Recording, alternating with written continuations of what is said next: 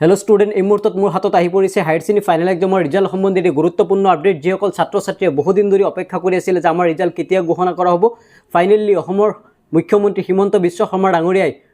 tweet যোগে স্পষ্ট কৰে যে হায়াৰ ছেকেণ্ডাৰী ফাইনেল এক্সামৰ ৰিজাল্ট 28 এপ্ৰিল তাৰিখে ঘোষণা কৰা হ'ব তাৰ মানে তোমালোকৰ জল্পনা কল্পনাৰ অন্ত পৰিছে তোমালোকে বহুদিন ধৰি সামাজিক মাধ্যমত বিভিন্ন ধৰণৰ উৰা বাতৰি ফেক নিউজ ৰিউমাৰৰ সন্মুখীন হৈ আছিলা বিভিন্ন ডেট বিলাক প্ৰকাশ পাইছিল তাৰিখৰ ওপৰত তাৰিখ প্ৰকাশ পাইছিল ফাৰ্ষ্টত 13 তাৰিখ 17 তাৰিখ 21 তাৰিখ 23 তাৰিখ 24 তাৰিখ এনেকৈ বিভিন্ন তাৰিখ তোমালোকে পাইছিল আৰু তোমালোকে হতাশ হৈছিল যে আমাৰ ৰিজাল্ট কেতিয়া ঘোষণা হ'ব যে বোৰ্ডে বা চৰকাৰে আমাৰ ৰিজাল্ট লৈ কিবা খেলিমেলি কৰি আছে নেকি এই চিন্তিত হৈ আছিলা তো টেনচনত আছিলা যে ৰিজাল্ট কেতিয়া ঘোষণা কৰা হ'ব ফাইনেলি অসমৰ মুখ্যমন্ত্ৰী হিমন্ত বিশ্ব শৰ্মা ডাঙৰীয়াই টুইট যোগে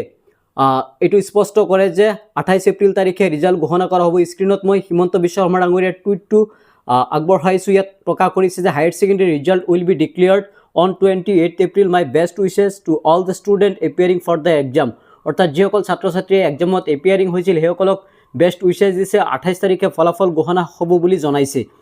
গতিকে ময়ো তোমালোকক শুভেচ্ছা জনাইছো প্ৰত্যেকৰে পৰীক্ষা যাতে ভাল হয় সকলোৱে যাতে আশা কৰা মতে এটা ভাল ৰিজাল্ট পাবলৈ সক্ষম হোৱা আৰ্টছ কমাৰ্চ সায়েন্স এই তিনিটা ষ্ট্ৰীমৰ ছাত্ৰ ছাত্ৰীসকলৰ ৰিজাল্ট কিন্তু 28 এপ্ৰিল তাৰিখে ঘোষণা কৰা হ'ব পৰৱৰ্তী পৰ্যায়ত মই তোমালোকক জনাই দিম কোনবিলাক ৱেবছাইটত ৰিজাল্ট উপলব্ধ হ'ব আৰু কেনেকৈ তোমালোকে ৰিজাল্ট ল'বা